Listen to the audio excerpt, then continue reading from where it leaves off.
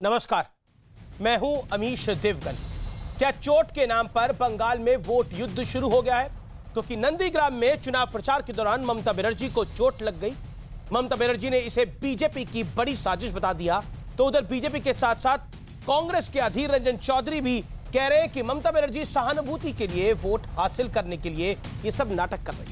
लेकिन इसी बीच बंगाल पुलिस की शुरुआती जांच रिपोर्ट भी आ गई है, जिसमें ममता बनर्जी पर किसी तरह के हमले से इंकार किया गया है। रिपोर्ट में कहा गया है कि भीड़ की वजह से घटना हुई। हालांकि ये पुलिस की फाइनल रिपोर्ट नहीं है। लेकिन आज आर पार में हम आपको इस पूरी घटना पर सबसे बड़ी गवाही और सबसे बड़ी एक्सक्लूसिव तस्वीर दिखाने वाले हैं। यकीन मानिए कि ये जो पूरा चोट कांड है, इससे पर्दा उठेगा आज आर पार के अंदर। इसलिए व्यूअर्स, इसलिए दर्शकों, मैं आपसे निवेदन करता हूं कि आप और आपका परिवार, आपके दोस्त आज के इस कार्यक्रम को जरूर देखें, क्योंकि वोट का आज ये जो चोट कांड है, इससे पर्दा उठेगा न्यूज 18 के आर पार में। क्योंकि न्यूज 18 की टीम, जिस वक्त ये घटना हुई, न्यूज 18 की टीम वहां मौजूद थी। न्यूज 18 की टीम ने वहां पर बात करी और लोगों का कहना है कि ममता बनर्जी पर कोई हमला नहीं हुआ। लेकिन बड़ा सवाल है, क्या बंगाल में अब वोट के लिए ये चोट वाली सियासत शुरू हो चुकी है? आज इसी पर होगी देश की सबसे बड़ी बहस। क्या चोट बहाना है और वोट पर निशाना है? आज का आर पार इसी पर।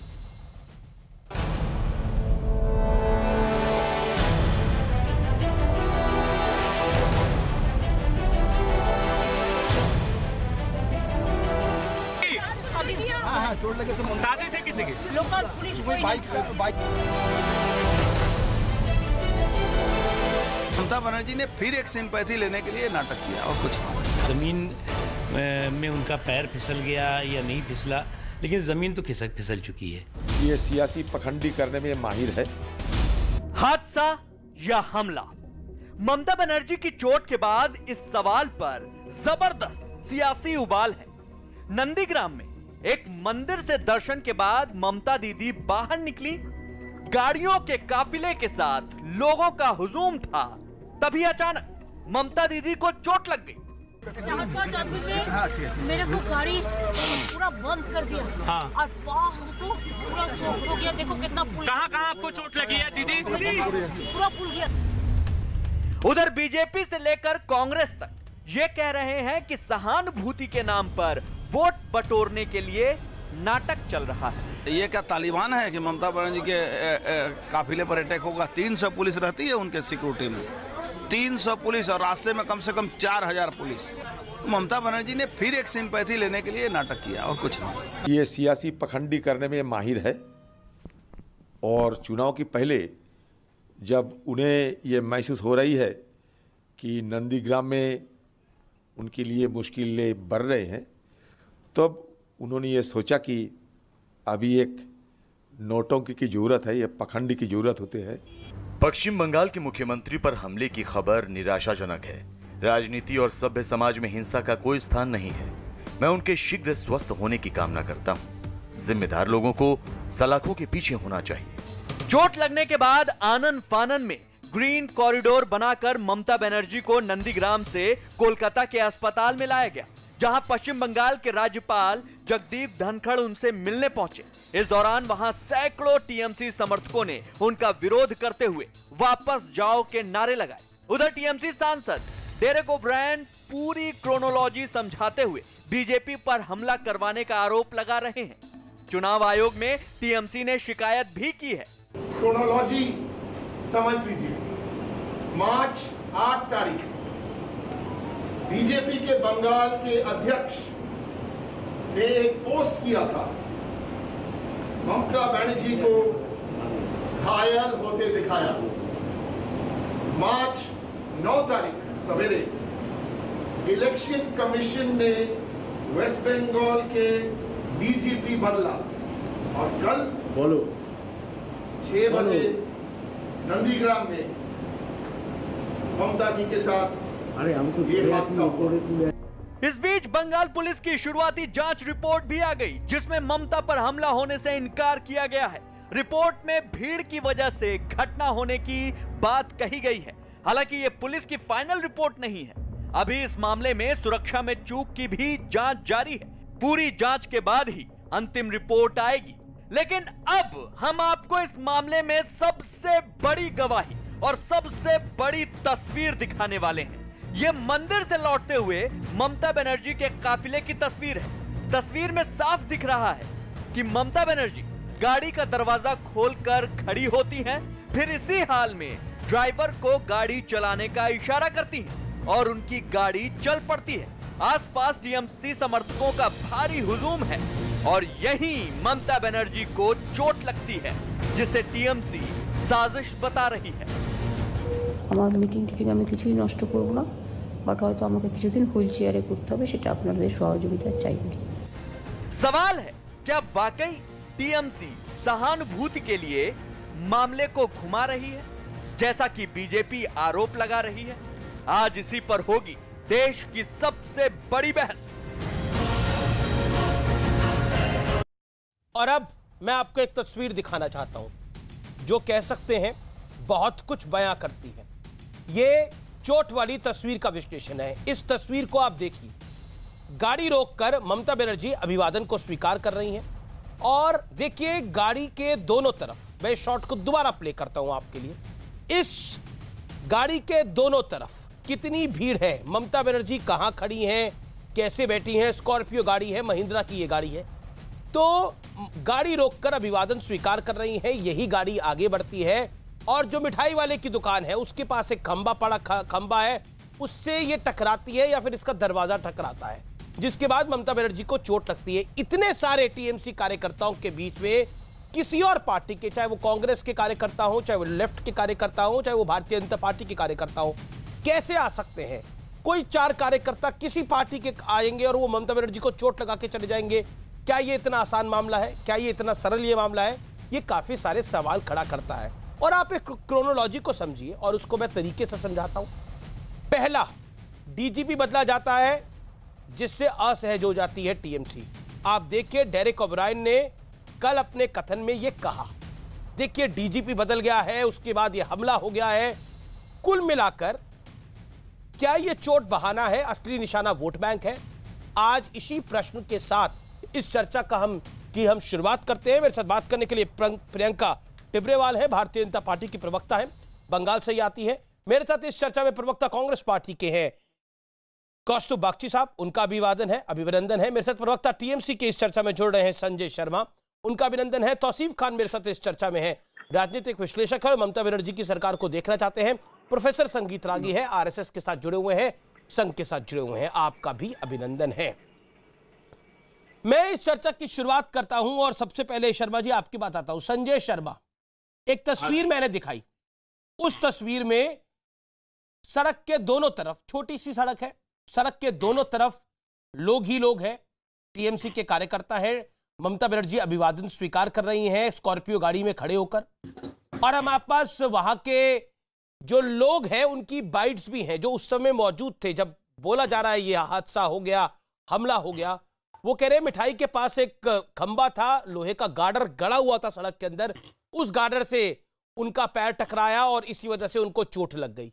अब आप मुझे बताइए कि वो लोग सही कह रहे हैं, ये दृश्य सही कह रहे हैं, या टीएमसी पार्टी सही कह रही है?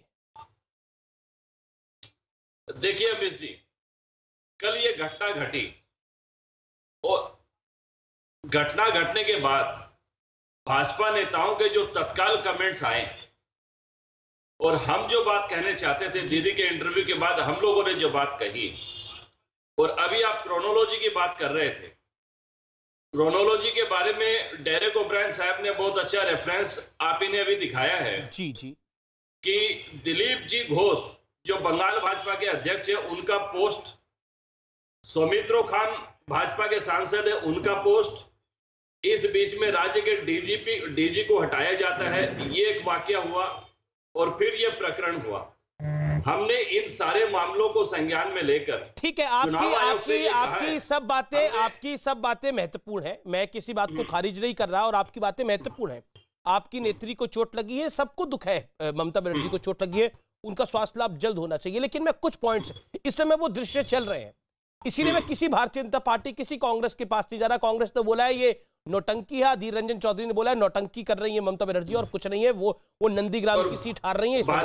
लेकिन मैं सर, आप मुझे बताइए, सड़क के दोनों तरफ टीएमसी का हजूम है, बीच में 5 लोग आएंगे, 4 लोग आएंगे और ममता बनर्जी को घायल कर लेके जाएंगे। क्या आपको ये बात प्रैक्टिकल नजर आ रही है, हजम हो रही है शर्मा जी?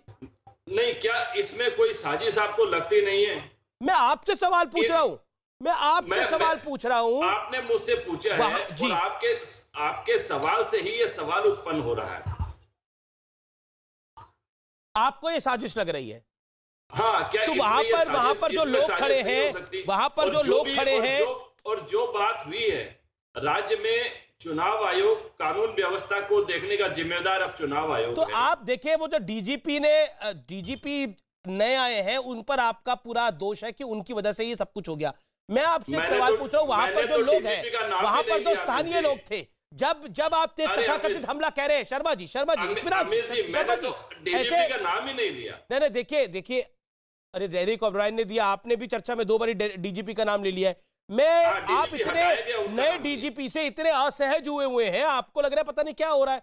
लेकिन मेरा जो पॉइंट आपसे है सर, मेरा जो पॉइंट आपसे शर्मा जी है, वो बड़ा महत्वपूर्ण है।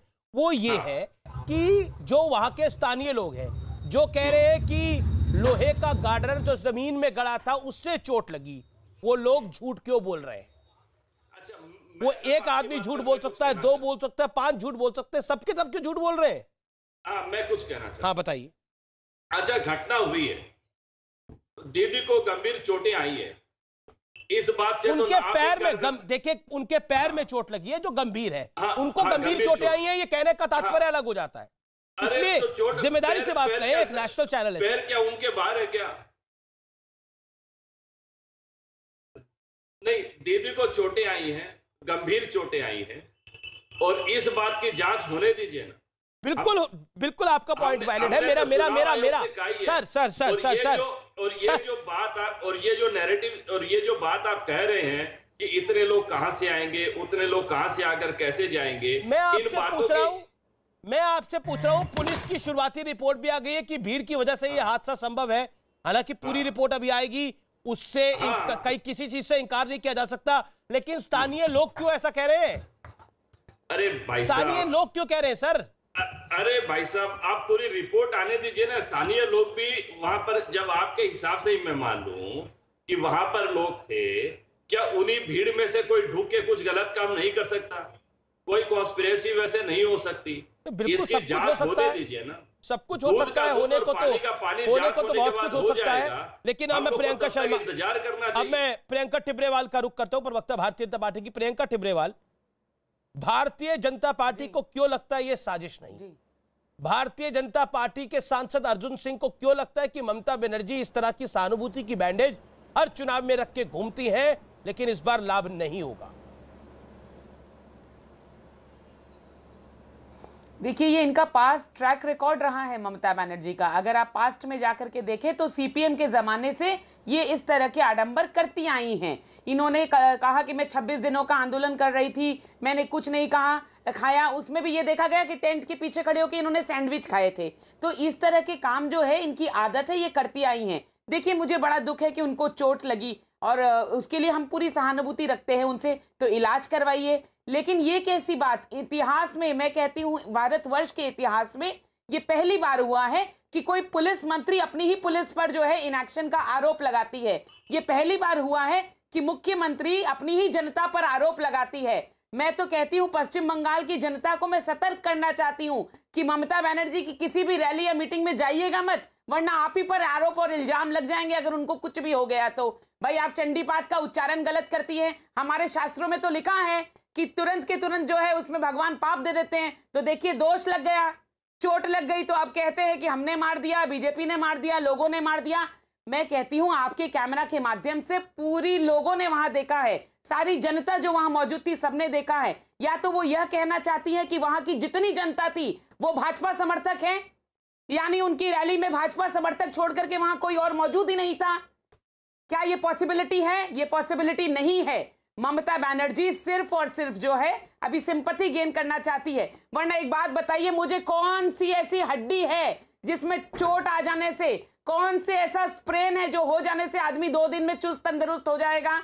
लेकिन ममता बनर्जी बोलती है मैं चुस्त तंदुरुस्त हो जाऊंगी, व्हीलचेयर पे बैठ के कैंपेन करूंगी। जब दोनों पैरों से आप हार गई तो अब आपने बैसाखी और कुर्सी का सहारा लिया है भाजपा से लड़ने के लिए।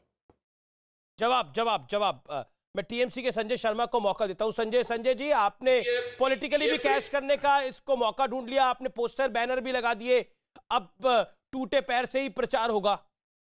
ये प्रियंका जी क्या कर रही है, मेरे तो समझ से बाहर है। ये कह रही है कि दीदी का जो ऐतिहासिक 26 दिन का अनशन था, जो भारतवर्ष और बंगाल के गरीब किसानों के लिए जो आंदोलन था और जिसमें अनशन किया था और उससे देश के किसानों को नई दिशा मिली थी, उसको ये नौटंकी बता रही है। ये कहना क्या चाहती हैं? दीदी ने वह चंडी पाठ के मंत्र जाप किए, इनको उसमें गलती नजर आती है। मैं कहना ये चाहती हूँ कि जो गरीब किसानों के लिए आंदोलन किया था वो आंदोलन नहीं था, उनकी छाती पे खड़े होकर के सत्ता हासिल की थी ममता बनर्जी ने। और अगर नहीं तो उस आईपीएस सत्यजीत बंदोपाध्याय को टीएमसी में शामिल क्यों किया गया जिसने उन किसानों पर गोलियां चलाई थी? आप ये कहना क्या चाहती हैं? आप ये कहना चाहती है कि दीदी ने 26 दिन नाटक किया और दीदी ने जो चंडी पाठ के मंत्रों का जाप किया वो सब ऐसे ही है? दीदी ने तो ओपन चैलेंज किया आपकी पार्टी को। जिस सत्यजीत बंदोपाध्याय ने किसानों पर गोली चलाई थी नंदीग्राम आंदोलन में, उसको टीएमसी पार्टी में शामिल क्यों किया गया? इसका जवाब दीजिए। हिंदुत्व के मुद्दे पर, सनातन धर्म के मुद्दे पर मुझसे शास्त्रार्थ करिए, आप लोग स्वीकार करिए। यदि चंडी पाठ में गलती आप लोग ढूंढ रहे हैं, उनसे शास्त्रार्थ करने का मौका हाथ से मत जाने दीजिए। प्रियंका जवाब। विकास की बात करने के लिए ममता बनर्जी के पास कुछ नहीं था, क्योंकि पश्चिम बंगाल में विकास किया ही नहीं, तो क्या मुंह लेकर के जाएंगी जनता के पास? क्या कहेंगी डेवलपमेंट के नाम पे क्या किया है? बिहार में इतने सालों से संयुक्त सरकार डेवलपमेंट किया होता तो बताती ना। एक इंडस्ट्री का नाम नहीं गिना सकती ममता बनर्जी जो 10 सालों में उन्होंने यहाँ पर लगवाई हो, तो फिर वो बोलेंगी क्या जनता को कि किया क्या है? जिन किसानों से वायदा किया था वो झूठे वादे थे, उनकी जमीन जो है वो अब उपजाऊ भी नहीं, कल्टीवेशन के लायक नहीं, तो क्या जवाब देंगी ममता बनर्जी कि एम्प्लॉयमेंट के लिए क्या किया? लड़कों को नौकरी नहीं मिली, रोजगार नहीं मिला, डेवलपमेंट नहीं हुआ, इंडस्ट्रीज नहीं आई, तो इसीलिए आप टूटी टांग का सहारा ले लिया। वाह पॉलिटिक्स! मैं तो कहती हूँ इससे नीचे दर्जे की पॉलिटिक्स मैंने कभी देखी नहीं कि एक मुख्यमंत्री इस तरह की पॉलिटिक्स करती है। तो पार्टी के जो उनके लोग हैं वो तो लीडर को फॉलो करेंगे। मैं कहती हूँ मुख्यमंत्री की राजनीति देखिए कैसे निम्न स्तर की राजनीति की उन्होंने। तौसीफ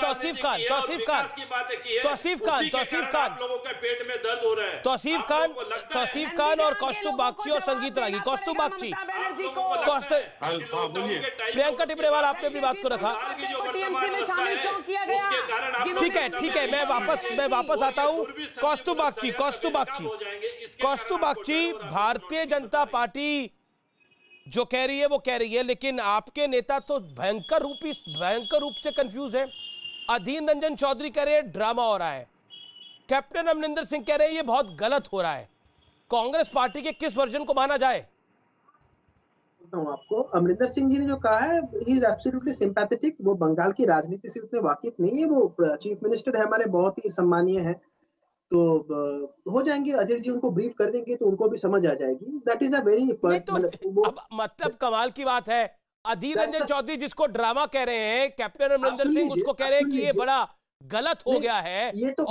तो मुझे समझ में नहीं आ रहा कि आपकी पार्टी में ब्रीफिंग नहीं होती। आप सुन लीजिए एक कोई, या तो आप कंफ्यूज्ड है या आप लड़ना ही नहीं चाहते ममता बनर्जी से। आप अगर टोकते रहेंगे तो मैं कैसे बोलूं? आप बोलिए आप। मैं बोल रहा हूँ आपकी तो पार्टी के नेता एक दूसरे को टोक रहे हैं। आप तो बोल ट्विटर पे कुछ लिख रहे हैं, अधीर रंजन चौधरी बोल कुछ और रहे हैं। पैनलिस्ट वाला बर्ताव मत कीजिए, आप एंकर है, आप सुन लीजिए। मुझे मत बताइए मुझे बर्ताव कैसा करना है। मेरे सवाल का जवाब दीजिए। आप सुन लीजिए। हाँ बताइए, सवाल का जवाब दीजिए, यहाँ ज्ञान मत दीजिए, आप बात रखिए अपनी। अगर आप चुप करेंगे तभी तो मैं चुप, अपनी बहस में मैं चुप कर जाऊंगा, आप अपनी बात को रखिए। बोलने तो आप तो मेरे को बोलने बोले हो, आप तो बोलते ही जा रहे हो। अमरिंदर सिंह जी ने कहा ह्यूमैनिटेरियन पर्सपेक्टिव पे, वो अधीर रंजन चौधरी जी की बात में, तो अधीर रंजन चौधरी के पास ह्यूमन पर्सपेक्टिव नहीं है। आप सुन लीजिए, तो सुन लीजिए। कैप्टन अमरिंदर सिंह के पास है, अधीर रंजन चौधरी के पास ह्यूमन पर्सपेक्टिव नहीं है, वो इन ह्यूमन है, आप ये कह रहे हैं? आप अपने नेता को इन ह्यूमन कह रहे हैं? जवाब दीजिए इस बात का। फंस गए आप? बोलने नहीं दोगे, आप बोलने नहीं दोगे। आप सुन लीजिए, मैं आपको रिक्वेस्ट करता हूँ 30 सेकंड चुप करके बैठिए। 40 सेकंड बोलिए आप। ऐसा है, मेरा जब क्लास 11 का हाफ ईयरली के जब बहुत रिजल्ट खराब आया था, तब मैं जब घर घुस रहा था ना, तो मैं एक मेडिकल शॉप से एक क्रेप बैंडेज खरीद के मेरे पैर पे लगा के जब घुसा, तो मेरे को बहुत सहानुभूति मिली। तो रिजल्ट के बारे में कुछ बात नहीं हुई थी उस वक्त घर में, तो बस मैं ऐसे ही बोला। मैं जो कह रहा हूँ ना, ममता बनर्जी की जो मंत्रिमंडल है, उसमें तो नंबर 2 कौन है वो तो हम लोगों को पता नहीं, लेकिन हाँ, ममता बनर्जी जैसे हर एक घटना घटती है पश्चिम बंगाल में, वो बोलती रहती है जिसको कुछ भी होता है कि 2 लाख का कॉम्पेंसेशन मिलेगा और एक सिविक पुलिस में नौकरी मिलेगा। हम तो वही मांग करते हैं, ममता बनर्जी जैसी इंजीर्ड है, उनके फैमिली को 2 लाख रुपए दिया जाए और एक सिविक पुलिस में किसी को नौकरी दिया जाए। और एक चीज हम आपको बोलते हैं कि ममता बनर्जी पश्चिम बंगाल की पुलिस मंत्री है, यहाँ की जो पुलिस का एडमिनिस्ट्रेशन है सब उनके ऊपर है। तो मैं तो तृणमूल जो समर्थक है, यहाँ पे तौसीफ वगैरह सब कुछ है, मैं बोलता हूँ वो अपने पार्टी में अंदरूनी एक आवाज उठाए, वो कहे कि ये पुलिस मंत्री का हम इस्तीफा मांगते हैं। इन पुलिस मंत्री को अभी पावर में रहने का कोई मतलब अभी कोई राइट है नहीं। मैं जो कहता हूँ पश्चिम बंगाल में ऐसा है, हमारे जैसे संयुक्त मोर्चा का जहाँ पे वहां पे जो कैंडिडेट हुआ है, एक बहुत ही युवा कैंडिडेट है, मीनाक्षी वहां का कैंडिडेट है। अभी बीजेपी और तृणमूल दोनों का जमीन खिसक चुका है वहां पे। ममता बनर्जी को भी ये पता है, बीजेपी को भी ये पता है। अभी आप देखोगे कि संयुक्त मोर्चे ऐसा है जो डेवलपमेंटल पर्सपेक्टिव पे बात कर रहा है। बीजेपी को कह रहे हैं कांग्रेस कह रही है, ड्रामा कर रहे हैं। तृणमूल इनसे बहुत तौसीफ खान जवाब कर रही है। बीजेपी और तृणमूल ये सब चीज से बहुत इनसिक्योर फील कर रही है। एक ऐसे नोक झोंक करके ये डायमेंशन को मतलब उल्टे साइड घुमा देने की एक साजिश है। ये बीजेपी और तृणमूल दोनों का ही साजिश है। ये डेवलपमेंटल पर्सपेक्टिव पे कभी नहीं बात करेंगे, सिर्फ ये सब कुछ करके नोकझोंक वाली राजनीति ये पश्चिम बंगाल की जनता बहुत अच्छी तरह से समझ गई। 294 कैंडिडेट तो आप लोगों से जुगाड़ हुए नहीं, इसीलिए मिली जुले लोग जो है पार्टी बनाई आपने कांग्रेस ने, सीपीएम ने और आईएसएफ ने मिलकर 294 कैंडिडेट का इंतजाम किया। अकेले तो 294 कैंडिडेट देने की हैसियत नहीं, हम तृणमूल कांग्रेस से 294 कैंडिडेट अकेले देने की हैसियत नहीं आप तीनों में से किसी की। आप लोगों का जो कैंडिडेट इसीलिए मिला जुला कार्यक्रम चल रहा है। तो तृणमूल कांग्रेस से चोरों चक्कों का उधारी लेते आपने कैंडिडेट लिस्ट बनाया। तृणमूल का चोरों चक्कों को लेके उधारी लेके आपने पहले 294 कैंडिडेट। अरे कल किसने रिजाइन किया कांग्रेस से? तृणमूल का जो चोरों चक्के कौन छोड़ के चला गया कांग्रेस? आपके इतने पुराने स्टॉलवर्ड्स जो हैं, जो इतने पुराने नेता हैं, कल किसने छोड़ी पार्टी? चाचा साहब भी छोड़ के चले गए। अरे कब तक राहुल गांधी और प्रियंका गांधी के लिए सबको पार्टी छोड़नी पड़ेगी, क्योंकि अब पार्टी नहीं बची है। अब आप लोगों की 2 बहन भाइयों की प्राइवेट लिमिटेड कंपनी हो गई और कांग्रेस में समझती हूँ कि इस लायक ही नहीं जिस पर चर्चा की जा सके। तो एक्चुअली फोकस और लड़ाई यहाँ टीएमसी और भाजपा की है, आप तो पिक्चर में ही नहीं। Priyanka ji hold on, audio down. Professor Ragi और तौसीफ खान, बीजेपी तो छोड़िए, कांग्रेस भी कह रही है आप बड़ा ड्रामा कर रहे हैं। अधीर रंजन चौधरी कैप्टन अमरिंदर सिंह को बता देंगे तो वो भी समझ जाएंगे ये सब कुछ ड्रामा है, स्टेज ड्रामा है, हर बार ड्रामा करती है ममता बनर्जी। बताइए। देखिए अमित जी, मामला ऐसा है कि वही मुद्दई वही मुंसिफ। हमें यकीन था कसूर हमारा निकलेगा। इलेक्शन कमीशन बंगाल में इंचार्ज है, एडमिनिस्ट्रेशन के इंचार्ज है, पुलिस के इंचार्ज है जी, और इलेक्शन कमीशन सेंट्रल गवर्नमेंट के अंदर आता है। रिपोर्ट में आपको कुछ जो लोग मिल रहे हैं वो भी बीजेपी सपोर्टर हैं, वहां पे आकर के आपसे कह रहे नहीं हमला नहीं हुआ, तो ये तो होना ही है। इलेक्शन कमीशन को भी आपने सेंट्रल गवर्नमेंट के अंडर कर दिया, जो ऑटोनोमस बॉडी है। 66 जो ऑटोनोमस बॉडी है वो भी आपने सेंट्रल गवर्नमेंट के अधीन कर दिया। अपॉइंट कौन करता है? तो पिछले 70 सालों से कौन अपॉइंट करता आया है चीफ इलेक्शन कमिश्नर को?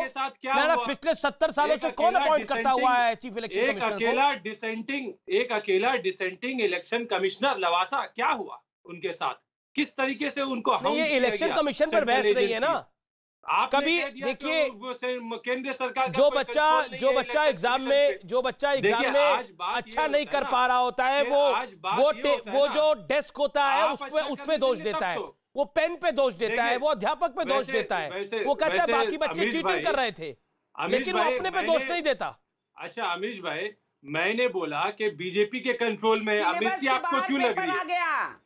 मैंने ये तो नहीं बोला कि अमीश भाई के कंट्रोल में इलेक्शन कमीशन है, आपको क्यों मिर्ची लग रही है? मैं तो आपको लॉजिक बोल रहा हूँ, लिया है ना, मैं तो आपको लॉजिकली बोल रहा हूँ कि election commission is autonomous body. कल को आप बोलेंगे सुप्रीम कोर्ट पर कोई टिप्पणी करेंगे तो संवैधानिक।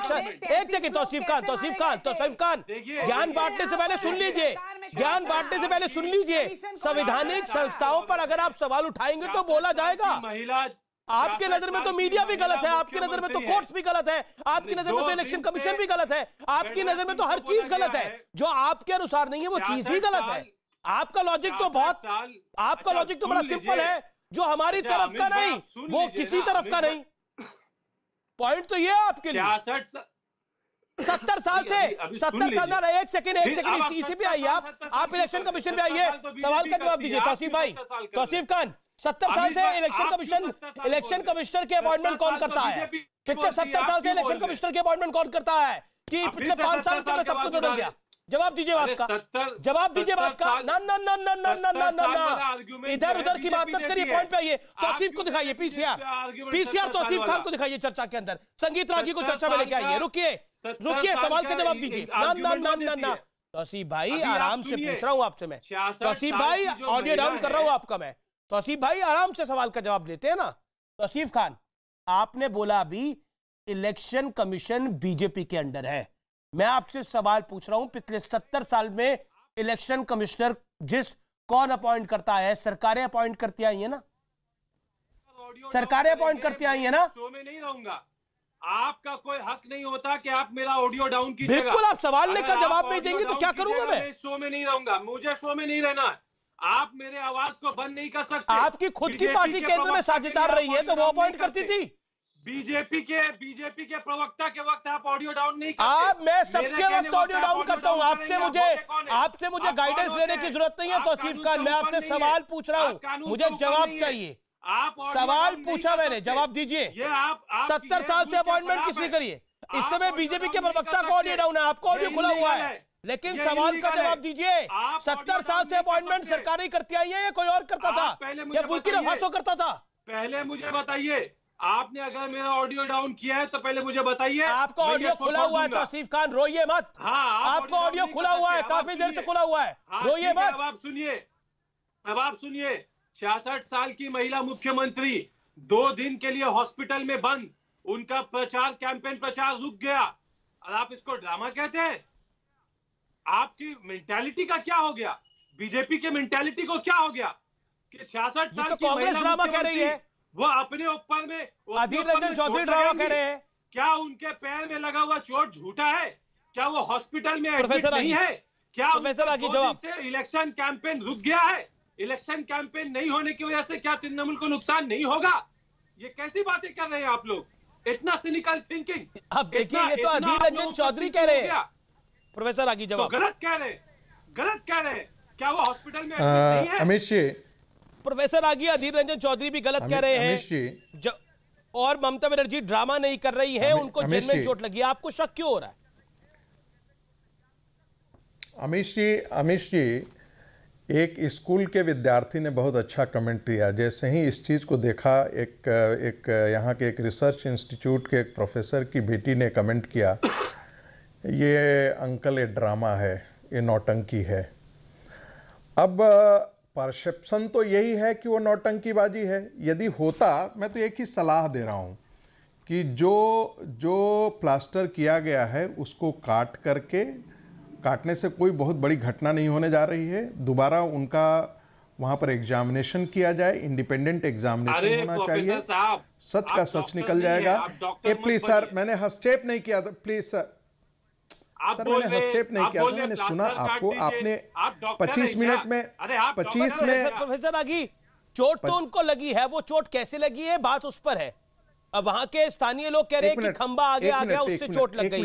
ममता बनर्जी कह रही है लोगों ने कुछ लोग आए, उन्होंने उनका दरवाजा बंद करने की कोशिश करी, इसलिए चोट लग गई। सर, चोट लगी होगी, मैं मना नहीं कर रहा। क्या चोट इतनी लगी है कि उस पे प्लास्टर करने की जरूरत है? ये विषय का मुद्दा है। और हम जब डिबेट कर रहे थे कल आप ही के चैनल पर, एक मिनट, प्रोफेसर साहब है, इनको म्यूजियम में डाल दो, म्यूजियम में डाल दो इनको, बोल रहे चोट लगी है, प्लास्टर होना आप तय कीजिएगा क्या कि डॉक्टर तय करेगा? एसएसकेएम हॉस्पिटल के डॉक्टर पे भी आप सवाल खड़ा कर रहे हैं। उस मूर्ख को आपने बुला लिया है भाई। देखिए, शब्दों की मर्यादा दोनों तरफ से रखी जाए। किसी को ना म्यूजियम में डालने की जरूरत है ना कोई मूर्ख है। बोलिए प्रोफेसर आगी। तौसीफ खान, अभी आप ज्ञान दे रहे थे, मेरा ऑडियो मत डाउन करिएगा। मैंने संगीत रागी और प्रियंका टिब्रेवाल का ऑडियो डाउन कर रखा था, अभी आप ज्ञान दे रहे थे। अब सवाल, अब जवाब भी सुन लीजिए ना। डॉक्टर है क्या ये क्या डॉक्टर है जो बोल रहे प्लास्टर खोल दो? प्रोफेसर आगी बोलिए। क्या तौसीफ खान को मुंह का फेस्चुला हो गया है क्या? जब वो बोल रहे थे इसमें कोई नहीं बोल रहा था, अकेले वो बंधु बोल रहे हैं। मूर्ख की तरह आप व्यवहार कर रहे हैं। एक प्रोफेसर भी बोलेगा कि नहीं ये डॉक्टर का मामला है, डॉक्टर से सलाह मशवरा लो। आप टीवी में बैठ करके सलाह दे रहे हैं कि प्लास्टर खोल दो। अजीब हरकत है यार। आप कैसे प्रोफेसर है? हो गया आप कैसे प्रोफेसर है? आप डॉक्टर की डिग्री है क्या आपके पास? ठीक है तौसीफ, आपने अपनी बात को रखने, आपने इस बात को 3-4 बार बोल दिया। अब लेट हिम रिस्पॉन्ड। बोलिए प्रोफेसर आगे। पहली बात मैं मदरसा और रेडिकल इस्लामिस्ट नहीं हूं। तौसीफ एक रेडिकल इस्लामिस्ट है, इसीलिए उसकी बात में इसी प्रकार की बदबू आया करती है। वो हर डिबेट में नंबर 1 चुप रहो तुम। कहां से लेके आए? अरे अमीश तुम भाई चुप रहो। अभी किसको उठा के लेके आ गए? उस समय से तुम चुप रहो। उस समय से मैं तुम्हारी सुन रहा हूँ। तुम रहो, चुप रहो, ममता बनर्जी चुप रहो तुम। यार कहां से उठा के लेके चले आए? देखिए और ये आकर के मेरे बारे में टिप्पणी मूर्ख की तरह। ममता बनर्जी की बात हो रही है। तुम क्या जिन्ना की औलाद हो क्या? की बात हो रही है। तुम जिन्ना के बच्चे हो क्या? जिन्ना के बच्चे हो क्या? मर्यादा जिन्ना के औलाद हो। आदमी है यार। तुम जिन्ना के औलाद हो। इनको म्यूजियम में भेजो यार। तुम्हारी बेहूदगी मैं पिछले आधे घंटा से सुन रहा था। अरे आप डॉक्टर है क्या? तुमको मैं सुन रहा था। ममता बनर्जी का प्लास्टर खोल दो। आप कौन होते बोलने वाले?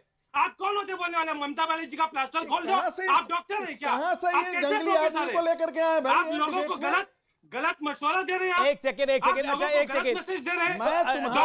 तौसीफ खान आप तो ऐसे कह रहे हैं, तौसीफ खान आप तो ऐसे कह रहे हैं कि इन्होंने सलाह दे दी और मान ली गई है वो सलाह, और उनका प्लास्टर खोल दिया गया। ना प्लास्टर कोई खोल रहा है ना तौसीफ खान जिन्ना की औलाद है। तौसीफ अपनी बात को रख रहे हैं, आप अपनी बात को रखिए। तौसीफ देखिए, आपने अपनी बात को रखा, तब प्रोफेसर रागी और प्रियंका टिब्रेवाल नहीं बोले और उनका ऑडियो भी डाउन था। अब आप उनको अपनी बात को रखने दीजिए, ये ना इंसाफी। आप अपनी उनको 1.5 मिनट अपनी बात रखने दीजिए, फिर आप बात करिएगा, मर्यादित बात करिए। आप दोनों पढ़े लिखे नहीं सर, आप मुझे मजबूरन ऑडियो डाउन करना पड़ेगा। आप दूसरे आदमी को आप अपनी बात रखने देंगे 1 मिनट की, और मर्यादित बात करिए, चाहे दोनों तरफ से। मेरा निवेदन है प्रोफेसर आगी आपसे भी, बोलिए आप। नहीं, देखिए आप दोनों की तुलना नहीं कर सकते हैं। मैं 25 मिनट तक सुनता रहा हूं, मैं किसी के डिबेट में हस्तक्षेप नहीं बिल्कुल करता। आप सही बात है, लेकिन ये तौसीफ नाम का व्यक्ति मूर्ख आदमी दूसरे की बात में ये हस्तक्षेप जानबूझ करके करता है। मैं पूछना चाहता हूं, तुम्हारा क्या मुंह का फेस्चुला हो गया है? तुम्हारा मुंह का फेस्चुला हो गया? तुमको दूसरों की चीजों में हस्तक्षेप करते हो? बेहूदे कहीं का। मेरे को नहीं रहना अमीश भाई, मेरे को इनके सामने मेरे को मत लाया कीजिए भाई। ये इनको भेज दिए, इनके साथ मेरे को रहना भी नहीं चाहिए। नहीं चाहिए नंबर का बेहूदे हो, रहना भी आप दोनों देखिए, आप दोनों मेरे मेहमान हैं। मैं दोनों को ऑडियो डाउन कर रहा हूं 1 सेकंड के लिए। आप दोनों मेरे मेहमान हैं, दोनों मेरे सम्मानित मेहमान हैं। मैं कह रहा हूं आप अपनी बात को रखिए प्रोफेसर आगी, फिर मैं तौसीफ खान आपको मौका दूंगा। बोलिए प्रोफेसर आगी। सबसे पहले ये ममता बनर्जी की एक बहुत बड़ी नौटंकी है, और एक ऐसी नौटंकी जो विश्वविद्यालय के इलेक्शंस में किया करता है, बहुत इमैच्योर। एक 6ठे क्लास का बच्ची यदि देख करके वीडियो क्लिपिंग्स को प्रतिक्रिया दे रही है कि ये नौटंकी है, तो ये नौटंकी है। मैं तो कह रहा हूं, और ये भारतीय जनता पार्टी ने भी मांग की है कि इसमें इन्वेस्टिगेशन होना चाहिए। चुनाव आयोग से मांग करनी चाहिए कि ये इस मुख्यमंत्री की नौटंकीबाजी का पर्दाफाश होना चाहिए।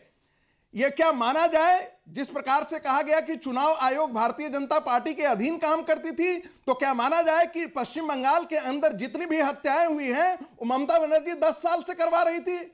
क्या यह माना जाए कि वसीरहाट और मालदा में जो हिंदुओं का कत्लेआम हुआ वो ममता बनर्जी बांग्लादेश से आए हुए मुसलमानों के द्वारा की थी?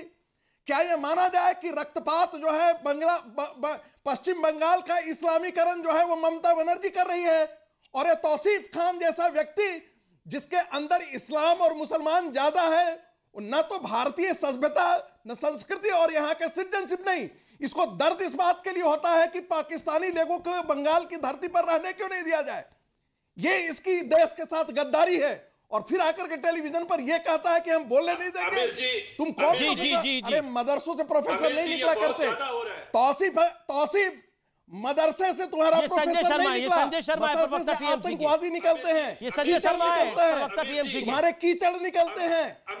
दादा बोलिए, संजय बोलिए। प्रोफेसर नहीं निकलते। प्रोफेसर देखिए मुझे लगता है जो विषय है उस पर रहिए। तुम्हारा मदरसे से प्रोफेसर नहीं निकलते, इस्लामिस्ट पर नहीं करते हैं, क्या बातें कर रहे हैं? डाकू और आतंकवादी पैदा होते हैं। देखिए ये विषय नहीं, ऑडियो डाउन करा रहा है। बोलिए संजय शर्मा आप बोलिए, संजय शर्मा आप बोलिए, संजय शर्मा आप बोलिए। अमित जी, ये प्रोफेसर साहब कहना क्या चाहते हैं? इतनी बड़ी घटना हुई, इतनी गहरी चोटें आई और उस पर ये प्रोफेसर साहब अनर्गल प्रणाम कर रहे हैं। ये कहना चाहता हूं, संजय शर्मा प्रोफेसर आगे ऊपर सग उठा रहे हैं और ये बंगाल के बारे में क्या बात कर रहे हैं? मालदा में हिंदुओं की हत्या हुई, मैं मालदा के बगल में रहता हूँ, मालदा में ऐसी कोई घटना नहीं हुई। आज इनको मौका मिलता है टीवी पर आने का तो कुछ भी बंगाल के बारे में अनर्गल बोले जाएंगे। क्या यही सभ्यता बची रह गई है? क्या ये डिबेट सही तरीके से नहीं कर सकते? बंगाल का शांति प्रिय माहौल है, इसको भाजपा वाले बदनाम करने की कोशिश कर रहे हैं। देश और दुनिया में बंगाल की छवि को खराब करने का प्रयास कर रहे हैं। ये लोग तो आजकल बंगाल के लोग अपने घर में किसी की नेचुरल डेथ भी होती है तो बीजेपी के नेता से बचाने लगते हैं कि उनको पता नहीं लग जाए, क्योंकि पता लगता ही वो झंडा लेकर आएंगे और उसको अपना कर्मी घोषित कर देंगे। ये तो इनकी हालत है और बंगाल का शांति प्रिय माहौल है। नहीं तो मुझे समझ में आ रही, जब ठीक है, अभी कुछ दिनों पहले जेपी नड्डा के काफिले पर हमला हुआ था, तब आप मुखर क्यों नहीं थे? तब तो बोला था सर नड्डा गड्ढा डड्डा, यही बोला था ना ममता जी ने। तो जब आप बीजेपी के राष्ट्रीय अध्यक्ष के काफिले पर पत्थर बरसे, वो विजुअल सबने देखे, लाइव विजुअल देखे। मैं अमित जी आपसे एक बात कहना चाहता हूं। हाँ बताइए। ये डिबेट जहां से शुरू हुई और प्रोफेसर राही में या रागी, इनका क्या शुभ नाम है मैं पूरा मुझे स्मरण नहीं है, संगीत रागी अक्सर टेलीविजन डिबेट्स में आते हैं। प्रोफेसर रागी साहब ये टेलीविजन में इन्होंने इस घटना पर जो टिप्पणी की है ये निंदनीय है, भ्रष्टा योग्य है। प्रोफेसर रागी कुछ कह रहे हैं, प्रोफेसर रागी कुछ कह रहे हैं, प्रियंका टिप्पणी करते हो, बहुत बड़े कठमुल्ले की तरह बात करते हो, तुमने जानबूझ करके डिबेट को डिस्टर्ब किया है, तुमने जानबूझ करके मेडिकल जांच करा के आपको आना चाहिए डिबेट में। आप जो बातें बोल रहे हैं, जन नेत्री दीदी ममता बनर्जी बंगाल और देश की आज सबसे बड़ी नेता बनकर निकली है। 10 सालों में बंगाल का जो विकास हुआ है, बंगाल में सांप्रदायिकता के बीच कभी नहीं पनपेंगे और इसी बात की पीड़ा भारतीय जनता पार्टी हम जानते हैं कि सांप्रदायिकता की बीज लेकर के आई है। ममता बनर्जी ने पश्चिम बंगाल के अंदर इस्लामिक पाकिस्तान की बीज रख करके गई है। ममता बनर्जी कौन है पश्चिम बंगाल के लिए? हिंदू देखिए मर्यादित बातें रखनी चाहिए। दिनों में यदि पश्चिम बंगाल का इस्लामाइजेशन होता है, एक सेकेंड प्रोफेसर आगे आपने भी बात कर रखा। कौस्तुभ 10 साल के लिए कौस्तुभ बागची और प्रियंका टिब्रेवाल, एक सेकेंड। कौस्तुभ को मैं लेके आता हूँ। कौस्तुभ टीएमसी डिबेट सुनता आ रहा हूँ। कौस्तुभ टीएमसी कह रही है कि कांग्रेस को तो ड्रामा, कांग्रेस को पता ही नहीं है, कांग्रेस की हैसियत ही नहीं है, उनको ड्रामा पता नहीं क्यों लग रहा है। अनिश जी, मैं तो पहली एक बात है, पश्चिम बंगाल के नाम पे ये संगीत रागी साहब जितनी तरह पश्चिम बंगाल की इस्लामिक बीज वगैरह बहुत कुछ बोल रहे हैं ना, इस पे मैं तीव्र आपत्ति जताता हूँ। ये बिल्कुल ठीक नहीं, पश्चिम बंगाल की इतनी बुरी तरह आरोप लगाना। देखिए यही इनका एजेंडा है। आप देखेंगे एक मैं आपको इंसिडेंट बताता हूँ। एक बच्चा, आपकी आपत्ति जताने से हकीकत बदलेगी नहीं। प्रियंका जी थोड़ा बोलने दीजिए, नहीं तो आप जब बोलेंगी तो मैं आपके आपत्ति जताने से हकीकत नहीं बदलेगी।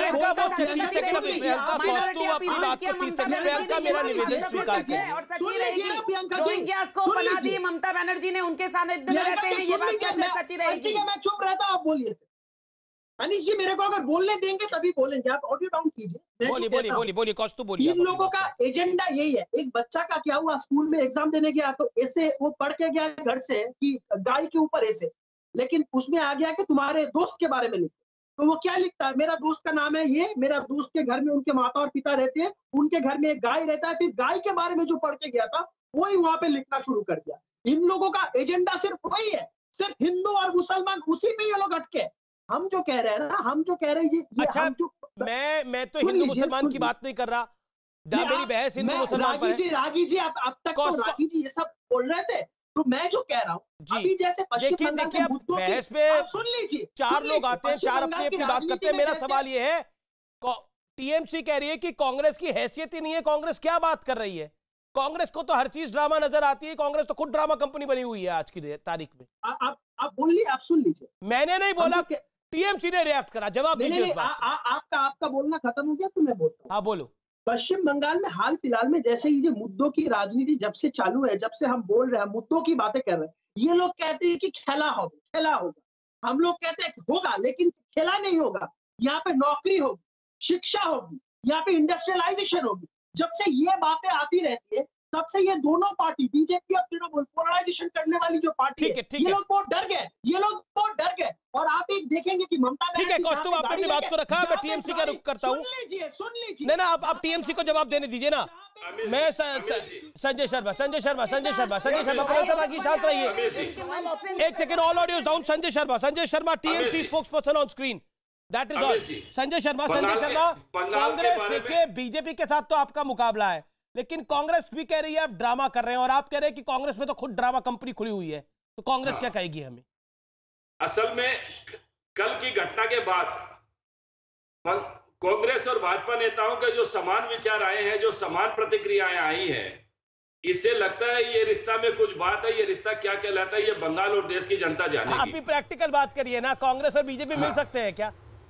कांग्रेस और बीजेपी मिल तो नहीं सकते लग रहा है, लेकिन इनके नेताओं के बयानात, एक दूसरे नेता तो संपर्क में रहते हैं ना।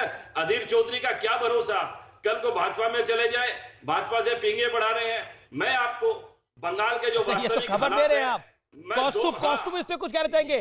कौस्तुभ या अधीर दादा बीजेपी में आ रहे हैं। मैं 2 मिनट में, अमित जी 2 मिनट में, मैं प्रियंका से भी पूछ लूंगा कि ऐसा कुछ योजना है क्या इन लोगों की? हाँ बोलिए कौस्तुभ। प्रियंका मैं कहता हूँ, अभी कौन बोल रहा है? शर्मा जी बोल रहे हैं, जिनके पार्टी के आधा दर्जन नेता अभी बीजेपी में शामिल हो गए, सब चोर चक्कू जो थे वो शामिल हो गए। अब देखिए, ममता बनर्जी जहाँ से गाड़ी लेके जा रही थी, वहां पे बड़ी तादाद में तृणमूल के समर्थक सब आसपास में थे। उनमें से बताया जा रहा है कि उसमें बीजेपी, इन लोगों को पता ही नहीं है उनमें से कौन बीजेपी है क्या है। वो लोग खुद ही कंफ्यूजन में है, उनके अंदर कौन बीजेपी है कौन तृणमूल है खुद ही पता नहीं है, कौन किसको मारता है कौन किसको प्यार करता है, ये तो अपने आप खुद ही कंफ्यूजन में है। उनके दर्जन से ज्यादा जो चोरों चक्के हैं सब जाके बीजेपी में बस गए, और ये लोग बोलते हैं अधीर रंजन चौधरी। अरे अधीर रंजन चौधरी जी से आप लोगों की राजनीति सीखनी चाहिए। आप लोगों इतने कोशिश किए अधीर जी को हराने के लिए, इतनी रिगिंग किए, इतने बूथे आपने लूटे, फिर भी अधीर चौधरी जी को आप हरा ना सके। ये तो आप लोगों की फ्रस्ट्रेशन की बात है। ये हवा आपने बहुत पहले भी उड़ाया था।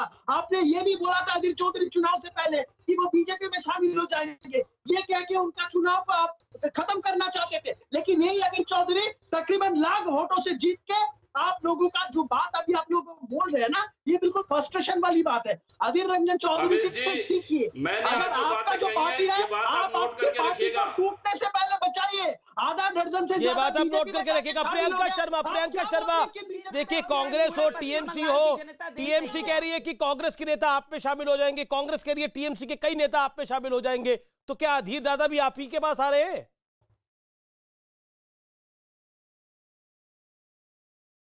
प्रियंका टिब्रेवाल, सवाल मुझसे किया आपने? जी मैडम जी। मैं पहले तो ये कहना चाहती हूं कि ये इस चीज को नहीं रियलाइज कर रहे कि क्या कारण था कि इनके लोग जो हैं वो छोड़ करके चले गए, और जो चोर हैं वो टीएमसी में रह गए। जैसे कि कल देखिए कांग्रेस में किसने छोड़ दी? कांग्रेस, चाको साहब छोड़ के चले गए। तो जहां भाई भतीजावाद आ जाता है, वहां जो रेस्पेक्टेड लोग हैं, जिनका सेल्फ रेस्पेक्ट है, वो पार्टी छोड़ देते हैं। और जब ये आरोप लगाते हैं कि वो चोर हैं जो हमारे पास आए हैं, तो कल तक चोरों को क्यों बैठा रखा था ममता बनर्जी ने? कौन सा कटमनी खा रही थी? और सबसे बड़ी बात यह है, देखिए मुद्दे की बात यह है, किससे बड़ी विडंबना नहीं कि आज यहां पर डेवलपमेंट की बात होनी चाहिए कि ममता बनर्जी ने 10 सालों में क्या किया, लेकिन बताने को कुछ है नहीं। इसीलिए चुपचाप टांग का बहाना करके अस्पताल में बैठ गई, क्योंकि वही नंदीग्राम पूछेगा कि बताओ 10 सालों में हमारे लिए क्या किया, तो जवाब रहेगा नहीं, तो ये बहाना कर दिया। और मैं ये भी कहना चाहती हूँ कि हम चाहते हैं वो जल्दी स्वस्थ हो जाए, इसीलिए आयुष्मान भारत के अंदर उनका इलाज करवाएंगे, कार्ड देंगे, क्योंकि स्वास्थ्य साथी तो पश्चिम बंगाल में चलेगा नहीं। तो आयुष्मान भारत का कार्ड लेकर के आप इलाज करवा लीजिए। और अब वक्त आ गया है निष्कर्ष का, और आज की चर्चा का निष्कर्ष यही है कि कई बार राजनीति में हम कह सकते हैं कि एक वोट होता है, वो होता है सहानुभूति से भरा। क्या ममता बनर्जी का ये जो पूरा हमले का मामला है ये सहानुभूति से जुड़ा है, जैसा कांग्रेस के अधीर रंजन चौधरी कह रहे हैं या फिर बीजेपी के कुछ नेता कह रहे हैं? क्या ये सहानुभूति की लहर के लिए पूरा खेल खेला गया है? यह आने वाला वक्त बताएगा। बहरहाल ममता बनर्जी की पार्टी ने यह तय कर लिया है कि अब ममता बनर्जी टूटी टांग के साथ ही पूरा प्रचार करेंगी व्हीलचेयर के ऊपर, और पोस्टर भी जारी कर दिया है जिसमें टांग टूटी हुई है और खेला होवे। तो देखते हैं कि यह चुनाव किस ओर जाता है, लेकिन निश्चित तौर पर हर चुनाव में एक सहानुभूति वोट होता है। इसका फायदा ममता बनर्जी को क्या होगा यह तो आने वाला वक्त बताएगा, लेकिन ट्राई जरूर अच्छी करी गई है, ऐसा तथ्यों के अनुसार प्रतीत होता है जो कि इस समय अवेलेबल है। बाकी जानकारी तो पूरी जांच के बाद आएगी। यही आज की इस चर्चा का निष्कर्ष है। नमस्कार।